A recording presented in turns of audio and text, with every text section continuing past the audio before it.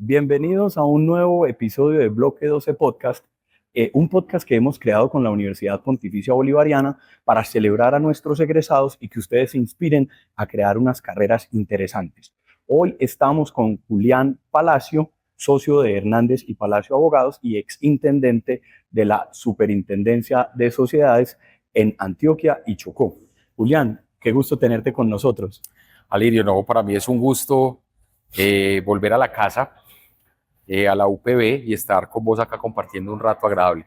Sí, Julián es uno de nuestros egresados del posgrado, hiciste el posgrado en Derecho Financiero y quisiera que empezáramos esta conversación y nos contaras qué recuerdos tienes de la universidad, en qué facultad te tocó y qué memorias vienen a la mente de esa época.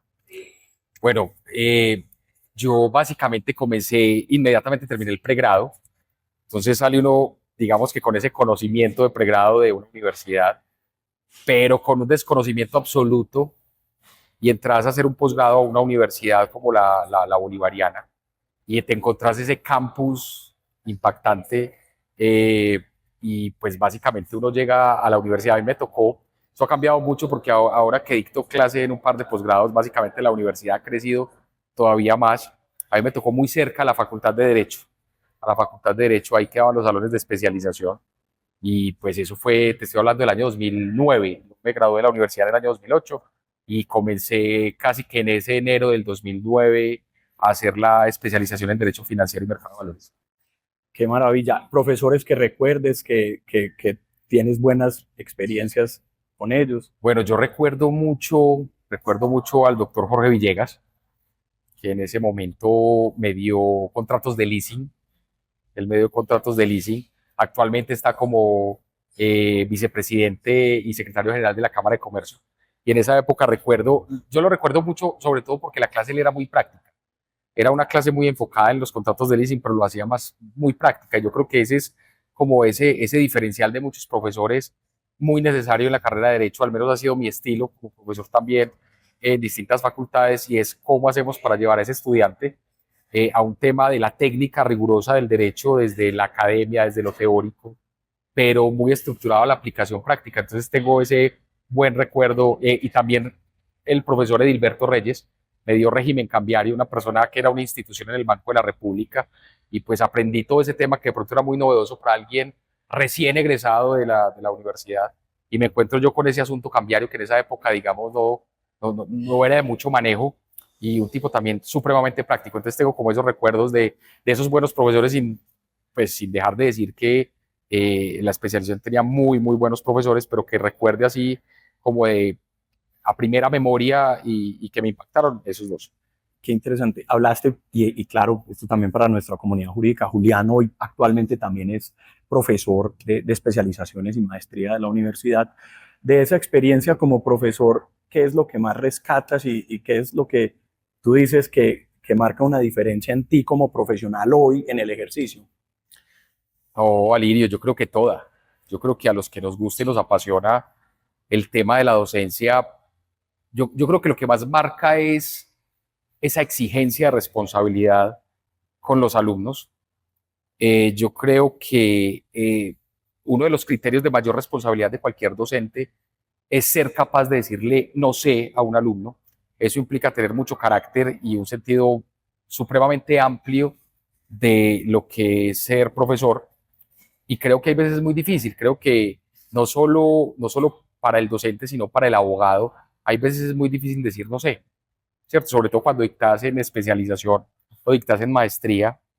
Pero yo creo que ese reconocimiento de no saber, de decirle a los alumnos no sé dar una respuesta, tener el suficiente carácter para hacerlo, está salvando primero a los alumnos de ir simplemente a reproducir un error, porque el profesor de especialización o maestría me lo dijo, y también implica la responsabilidad como docente de ir a consultar, ir a averiguar eso que debería saber porque está dentro de tu área de conocimiento, y pues en ese momento no lo tenés a la mano. Entonces creo que son esos dos temas, tener el carácter de decir no sé, y segundo, que te está motivando continuamente a aprender. El aprendizaje en el aula de clases de doble vía. Los únicos que Completamente de aprenden acuerdo. no son los alumnos, sino uno como profesor también.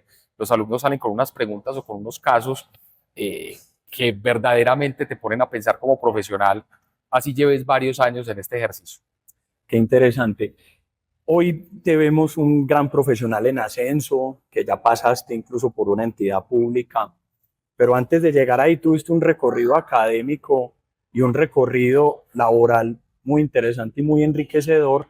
Quisiera que nos compartieras cómo fue esa experiencia de estudiar en Argentina, cómo te marcó enfrentarte a otra disciplina, porque estamos dentro del mismo sistema jurídico, a diferencia de los que se van a estudiar a Estados Unidos, que es el Common Law versus el Civil Law. Y ahí vamos haciendo estas preguntas en esta fase sobre la experiencia y rescatar de ese recorrido que te ha llevado a hoy en el punto de la carrera en la que estás. Sí, bueno, yo termino de hacer la especialización en la bolivariana. En esa época dictaba clase en pregrado en otra universidad. Luego tomo la decisión de irme para Argentina a hacer una maestría. Y empiezo a buscar universidades y encuentro que, digamos, la que más se acoplaba a lo que estaba buscando en ese momento era la Universidad de Buenos Aires. Me voy para Argentina, me voy allá a vivir a Buenos Aires. Estuve 2 años viviendo en Buenos Aires. Y yo creo que el mayor aprendizaje de irte a estudiar al exterior no es solo el conocimiento técnico que aprendes, es la realidad de vida y el enfrentarte a otros retos estando por fuera el que también te forma. Es que hay veces se nos olvida o desligamos lo que es la persona del profesional y debe haber una integralidad entre los dos.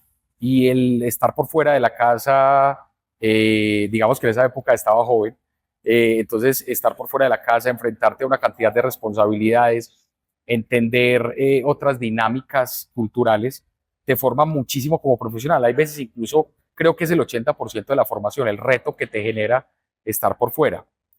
Pero más allá de eso fue muy interesante ver la dinámica de aprendizaje de maestría en Argentina y es, allá la responsabilidad del aprendizaje es tuyo. No es de pronto como culturalmente estamos acostumbrados acá, que el profesor va, te da la cátedra, digamos hay unos trabajos de investigación y ya no. La metodología argentina es muy particular y es, venga, estos son todos los documentos que hay que leer, esto es el temario del que vamos a hablar, vayan, estudien, lean, aprendan, generen sus hipótesis, generen, si es necesario, sus tesis, y después nos vamos para el salón de clase con un tutor, un guía que es el profesor, y ahí nos sentamos a debatir, y a través de ese debate vamos forjando unas tesis mucho más elaboradas, pero te llevan a que la memoria no sea una memoria mecánica, sino una memoria analítica. Claro. Entonces creo que todo ese recorrido, el ver un sistema no jurídico distinto, sino un sistema cultural jurídico distinto, también te hace crecer mucho. Eso es como lo que más recuerdo respecto a esa maestría allá en Argentina. Seguiste tu trayectoria, creaste tu firma de abogados en Sociedad Hernández y Palacio con Juan Felipe, y luego llega la oportunidad de estar en la Superintendencia de Sociedades muy joven y en la Intendencia. ¿Cuáles fueron los retos que significaron para ti ese lapso, a pesar de que estábamos en pandemia, que de por sí ya es el mayor reto de todos, que nos quisieras compartir? Bueno, a ver, la firma nosotros la creamos en el año 2008, ¿cierto? En el año 2008. La firma ya en este momento está cumpliendo 15 años. Este año cumplimos 15 años. Y pues básicamente cuando nosotros decidimos constituir la firma, yo siempre tuve la mentalidad que iba a continuar en el sector privado, ¿cierto? Siempre fui abogado de empresas, que me encanta la consultoría, pero también siento gran apasionamiento por el litigio. Me gusta mucho el litigio. Y fue muy particular porque pues, fue todo ese trasegar durante muchísimos años en el sector privado y después se presenta la gran responsabilidad de pasar al sector público. Entonces es innegable que para los que hemos estado toda la vida en el sector privado, genera muchísimas dudas el pasar al sector público, ¿cierto? Hay una cantidad de sesgos que tenemos respecto al sector público, los que toda la vida hemos estado del otro lado, sesgos que no me da para decir si son sesgos con bases reales o no, pero más allá sí hay una especie de barrera que te creas con el sector público, pero pues en virtud de entender que estábamos hablando de la Superintendencia de Sociedades y estaba totalmente ligada a lo que había hecho toda mi vida, pues también había hecho otra especialización en derecho societario, es lo que me apasionaba, lo que me había dedicado toda la vida, pues digamos que acepto entrar a la Superintendencia de Sociedades, una entidad técnica que tenía toda la línea de trabajo en a lo que me había dedicado en el sector privado. Asumo ese reto y yo creo que lo más bonito es haberme dado cuenta, sobre todo la calidad humana de las personas que había en mi equipo en la Intendencia Regional de Medellín. Una cantidad de profesionales intachables, personas estudiosas, personas juiciosas, tenían la camiseta totalmente puesta y llegar a crear una dinámica cultural de cómo logro yo llevar muchos principios de la gerencia del sector privado al sector público, cómo nos ponemos metas para generar unos procesos mucho más rápidos, mucho más técnicos. Eh, yo, yo, yo recuerdo el primer día que llegué a la superintendencia y tuve reunión con todo mi equipo de trabajo. Yo les dije, mire, para mí, con ustedes, mi principal responsabilidad es que ustedes se levanten todos los días felices porque van a venir a trabajar a la Superintendencia de Sociedades. Y que esa misma felicidad, más lo técnico que es nuestra obligación, sea proyectado en las decisiones y en la forma en la que atendemos a la gente. Somos servidores públicos, por lo tanto estamos al servicio de la gente. Hombre, y como te digo, la principal sorpresa fue los excelentes funcionarios que tuve, intachables, y todos se montaron en el bus, decidieron hacer un cambio cultural supremamente fuerte y arrancan y empezamos en la superintendencia a tener unas dinámicas totalmente distintas. Eso por un lado. Entonces el tema de cómo puedo llevar principios de la gerencia privada a la gerencia pública. Y por otro lado, el gran honor de haber sido durante casi 4 años juez de insolvencia, que pues creo que eso marcó y determinó el resto de mi vida profesional, porque ahí fue donde encontré realmente lo que me apasiona, lo que me gusta, de lo que hoy me dedico, y es ayudar a empresas en crisis. ¿Cierto? Es eso. Yo hoy no veo otro tema distinto en mi vida profesional que ayudar a empresas enfermas, ayudar a empresas en crisis. Entonces fue digamos que un proyecto muy bonito, me encontré con grandes sorpresas y con una institución que en sí es muy bonita. Claro, te tocó también un tema de cambios, de legislaciones de emergencias. Cuando uno está en la carrera no lo preparan para eso. ¿Cómo navegaste ese tiempo? Porque hubo que atender unos decretos especiales que salieron para los procedimientos de insolvencia, pero también habían otras, digámoslo así, suavizando exigencias y reglamentaciones para las empresas que estaban en estado de supervisión. ¿Eso cómo lo viviste? Porque ciertamente al Julián cuando se graduó eso no se lo enseñaron. Por eso decía yo, Alirio, que es tan importante la formación como persona, más allá de la formación como profesional. Son todos esos retos de haber sido emprendedor al crear hace 15 años una firma de abogados. Eso ya te enseña cómo gerenciar y cómo asumir una cantidad de riesgos, de cambios inminentes. El haberme dedicado toda la vida a asesorar empresarios. Cuando vos asesoras empresarios, tenés que pensar como empresario. Y el empresario necesita respuestas rápidas, decisiones rápidas, un cambio de mindset casi que constante y dinámico. Entonces te acostumbras a pensar rápido y a resolver rápido. Y el equipo que encontré, un equipo totalmente dispuesto a llevar a cabo esos cambios. Llega la pandemia, entonces por ahí nos tocó que nos llamaran los jueces de pandemia, y fue así. Pues a mí durante la pandemia me tocó llevar a cabo más de 1000 audiencias virtuales. Creo que fui la segunda audiencia en Colombia a nivel virtual, fue una llevada en la Intendencia Regional de Medellín, y creo que es todo ese trayectoria, esa capacidad de adecuarte rápido, ese agilismo que traes del sector privado, lo que nos permitió, pues con el apoyo efectivamente de la superintendencia a nivel Bogotá y con toda la estructura y con una cantidad de gente buenísima, poder adecuarnos. Esto es una conexión muy rápida entre la rapidez tecnológica de la superintendencia de sociedades, entre el conocimiento técnico, y yo creo que también se trata de asumir riesgos, ¿cierto?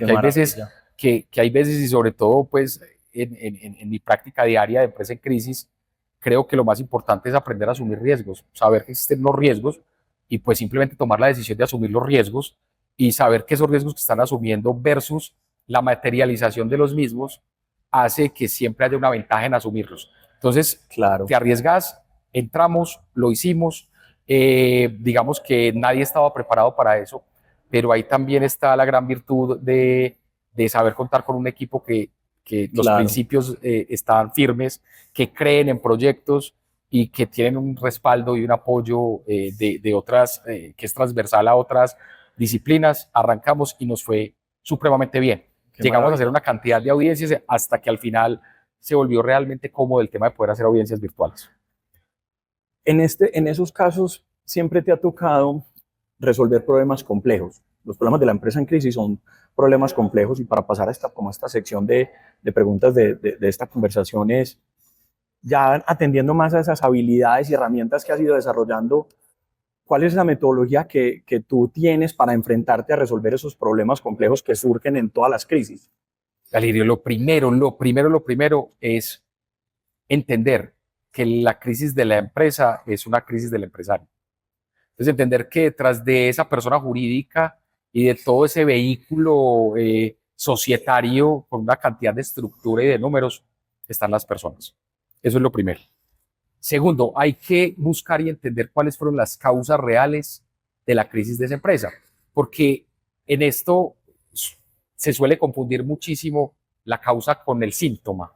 Yo incluso por ahí tengo un artículo que se llama Análisis médico de la empresa en crisis, y es que mi estructura mental es tratar la empresa enferma como la enfermedad de una persona natural. Entonces me dediqué a estudiar mucho cómo eran esos protocolos de atención de pacientes que tenían los médicos. Pregunté, me senté con médicos e intento aplicar los mismos protocolos médicos a la atención de una empresa en crisis. Entonces, lo primero es entender, diagnosticar cuál es la enfermedad. ¿Cuál es la enfermedad? Y una vez tengas claro cuál es la enfermedad, a partir de ese momento empezar el tratamiento. Y también tener claro que el tratamiento no es lo mismo para X empresa en crisis que para otra empresa que también está en crisis. Súper interesante.